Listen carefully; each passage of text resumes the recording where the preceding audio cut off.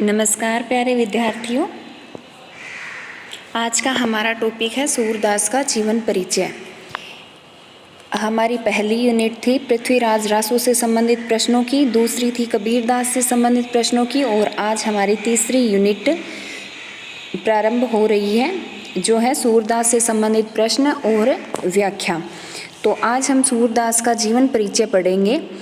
सबसे पहले हम जानते हैं सूरदास का जन्म कहाँ हुआ, मृत्यु कब हुई, कहाँ हुई, उनके गुरु यानी उनका जीवन परिचय हम प्राप्त करते हैं।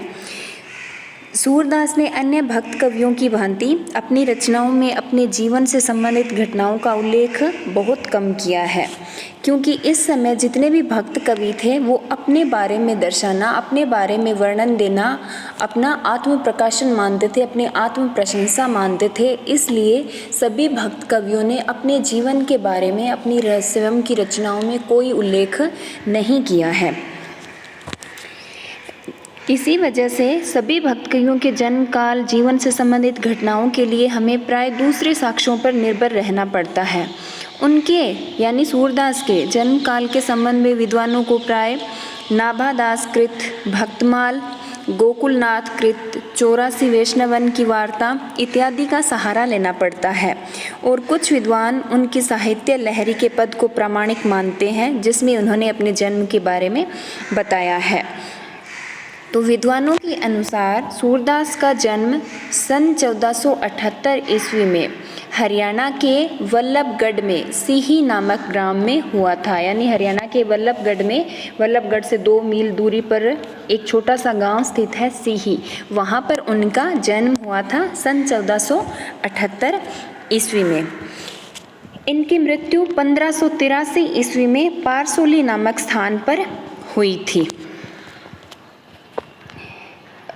अनेक साक्ष्यों को ध्यान में रखते हुए हम यह स्वीकार कर सकते हैं कि सूरदास जन्मांध थे, परंतु उनके काव्य में श्री कृष्ण की बाल लीलाओं और गोपियों आदि के भावों का सूक्ष्म से सूक्ष्म वर्णन देखकर उनके जन्मांध होने पर भी हमें संदेह होता है। सूरदास किशोरावस्था में ही विरक्त होकर मथुरा और वृंदावन चले गए और गऊ घाट पर रहने लगे। यहाँ पर वे श्री कृष्ण के दास्य भाव से युक्त पदों का गान किया करते थे।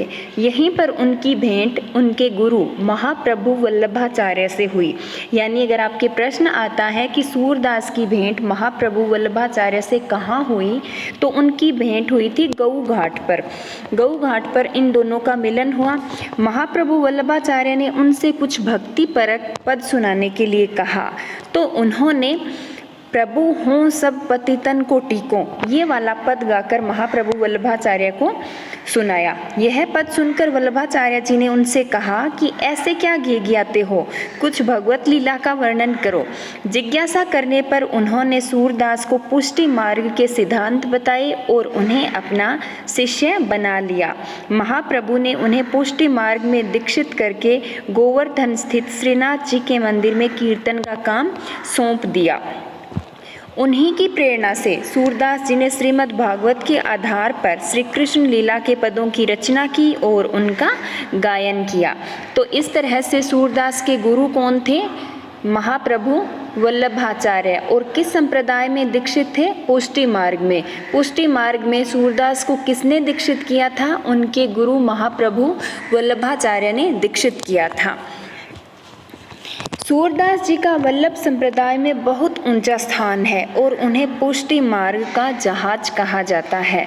यानी सूरदास किस नाम से प्रसिद्ध हैं? पुष्टि मार्ग का जहाज के नाम से प्रसिद्ध हैं। इसके अलावा इनको वात्सल्य और श्रृंगार रस का सम्राट कवि भी कहा जाता है।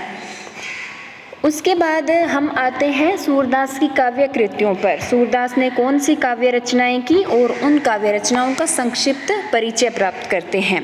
सूरदास की 3 काव्य कृतियां अधिक प्रसिद्ध है।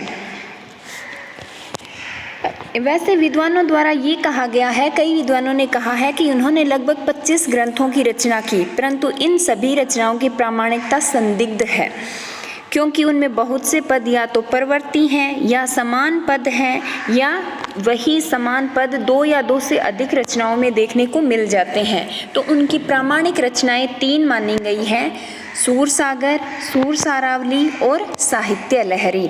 3 रचनाएं सूरदास की प्रामाणिक है। उनमें सबसे पहली रचना है सूरसागर। सूरसागर ग्रंथ है, यह सूरदास की कीर्ति का आधार स्तंभ है।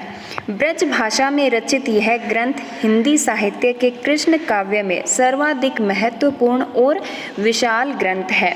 यानी सूरदास की कीर्ति का जो आधार स्तंभ है वह यही ग्रंथ है सूरसागर। और इसकी भाषा है ब्रज भाषा, ब्रज भाषा में लिखा गया है यह, और हिंदी साहित्य के कृष्ण काव्य में सर्वाधिक महत्वपूर्ण स्थान रखता है। वैसे तो इस ग्रंथ में विष्णु के 24 अवतारों का उल्लेख हुआ है। सूरसागर के अंदर भगवान विष्णु के 24 अवतारों के उल्लेख के बारे में हमें परिचय मिलता है, परंतु इसका जो मूल विषय है वह है कृष्ण की जीवन गाथा, जो कि पूर्वार्ध और उत्तरार्ध नामक 2 खंडों में कही गई है। इसके पूर्वार्ध में 3494 पद उपलब्ध हैं और उत्तरार्ध में मात्र 138 पद उपलब्ध होते हैं। निसंदेह है इसमें पूर्वार्ध अंश है वह विशेष महत्वपूर्ण है, क्योंकि उसमें विनय, कृष्ण के जन्म, बाल लीला, दान लीला, मान लीला और भ्रमर गीत आदि प्रसंग प्रमुख वर्ण्य विषय हैं। यह ग्रंथ श्रीमद् भागवत के 10वें स्कंद के आधार पर लिखा गया है। यानी सूरसागर का उपजीव्य ग्रंथ कौन सा है? उपजीव्य ग्रंथ जहाँ से इन्होंने प्रेरणा ली है लिखने की वो है श्रीमद् भागवत का 10वां स्कंद, जिसके आधार पर यह ग्रंथ लिखा गया है। लेकिन इसका उपजीव्य ग्रंथ श्रीमद् भागवत होते हुए भी यह ग्रंथ पूरी तरीके से मौलिक ग्रंथ है। यानी इसके अंदर इनकी सूरदास की मौलिक उद्भावनाएं भी प्रकट हुई है। तो इस तरह से इसे हम पूरी तरीके से मौलिक ग्रंथ कह सकते हैं। यह तो निर्विवाद सच है कि कृष्ण कथा को लेकर इतने विशाल, बड़े और गुण युक्त काव्य ग्रंथ की न तो इससे पहले रचना हुई और न ही इसके बाद में। सूरसागर किसी सागर की भांति विशाल और नाना भावनाओं रूपी मुक्ताओं से युक्त है और इसके अंदर श्रृंगार रस और वात्सल्य रस का प्राधान्य है। यानी इसके अंदर जब श्री कृष्ण मथुरा गमन कर जाते हैं, मथुरा चले जाते हैं, तो पीछे गोपियों की जो स्थिति होती है वहाँ पर वियोग श्रृंगार, और जब श्री कृष्ण और गोपियाँ एक साथ ब्रज में समय व्यतीत करते थे वहाँ पर संयोग श्रृंगार, और यशोदा का श्री कृष्ण के प्रति प्रेम जहाँ देखने को मिलता है वहाँ वात्सल्य रस, यानी यह श्रृंगार रस और वात्सल्य रस से भरा हुआ ग्रंथ है। और इसी श्रृंगार रस और वात्सल्य रस के कारण सूरदास को श्रृंगार और वात्सल्य रस का सम्राट कवि कहा जाता है। उसके पश्चात इनकी जो अगली रचना है वो है सूरसारावली। पहली इनकी रचना है सूरसागर, दूसरी है सूरसारावली। प्रस्तुत ग्रंथ को, सूरसारावली को प्राय सूरसागर सारावली भी कहा जाता है। यह ग्रंथ 1107 छंदों में रचित है। कुछ विद्वानों का मत है कि यह ग्रंथ सूरसागर का ही संक्षिप्त रूप है। इसमें भी ब्रज भाषा का प्रयोग हुआ है और इसका प्रधान विषय है सृष्टि का सृजन। तो यह इनकी दूसरी रचना है जिसका नाम है सूरसारावली। इनकी तीसरी रचना का नाम है साहित्य लहरी। वास्तव में साहित्य लहरी एक रीति ग्रंथ है जिसकी रचना सूरदास ने अष्टछाप के कनिष्ठ कवि नंददास जी के लिए की थी। यानी नंददास जी के कहने पर इन्होंने इसकी रचना की थी। किसकी? साहित्य लहरी की रचना की थी। और यह रीति ग्रंथ है जो कि भक्ति काल के अंदर लिखा गया था। कुछ विद्वान कहते हैं कि सूरदास ने साहित्य लहरी की रचना सूरसागर के बाद की थी और उस समय उनकी अवस्था 70 वर्ष थी। इस संबंध में उनकी निम्न पंक्तियां जो है वो उद्धृत की जाती हैं। गुरु प्रसाद होती है दर्शन 67 बरस प्रवीण, यानी 70 वर्ष की अवस्था में इन्होंने साहित्य लहरी की रचना की थी, नंददास जी के लिए की थी। और मूलतः यह रस, अलंकार और नायिका भेद विषयक ग्रंथ है और इसमें दृष्टिकूट पदों की रचना की गई है। इसमें राधा और कृष्ण की श्रृंगारिक लीलाओं को आलंबन बनाकर अलंकार और नायिका भेद का निरूपण हुआ है। तो ये थी इनकी तीनों रचनाएं। तीन रचनाएं कौन कौन सी? सूरसागर, सूरसारावली और साहित्य लहरी।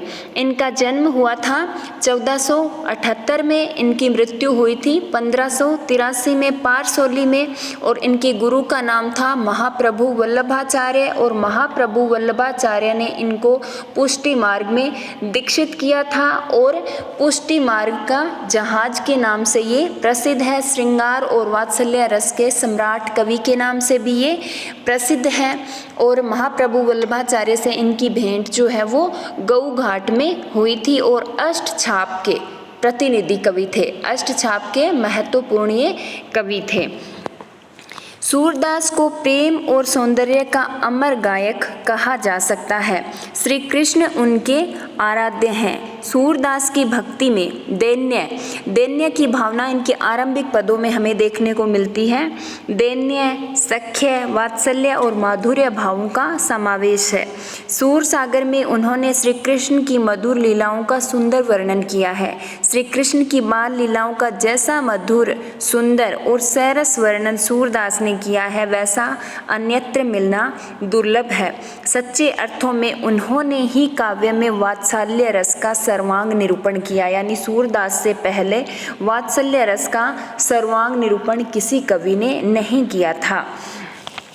उनके जो बाल वर्णन है, बाल रूप वर्णन है, उसकी प्रशंसा करते हुए आचार्य रामचंद्र शुक्ल ने कहा है, सूर वात्सल्य है और वात्सल्य सूर है। ये किसकी उक्ति है? आचार्य रामचंद्र शुक्ल की, जो कि प्रमुख हिंदी साहित्य इतिहास लेखक हैं। उन्होंने सूरदास के बारे में टिप्पणी करते हुए कहा है, सूरदास के बारे में एक उक्ति कही है। उनके बाल वर्णन की, जो उन्होंने बाल वर्णन किया, उसकी प्रशंसा करते हुए रामचंद्र शुक्ल कहते हैं कि सूर वात्सल्य है और वात्सल्य सूर है। बाल वर्णन की भांति सूर का श्रृंगार वर्णन बहुत सरस है। श्रृंगार के दोनों भेद, संयोग श्रृंगार और वियोग श्रृंगार, इन दोनों पक्षों का वर्णन उन्होंने अत्यंत ही सरल और सरस रूप में किया है। सूरदास का जो सूरसागर ग्रंथ है, उसका भ्रमर गीत प्रसंग है, वह बहुत प्रसिद्ध है, यानी सबसे अधिक प्रसिद्ध मान सकते हैं हम, वो भ्रमर गीत प्रसंग है।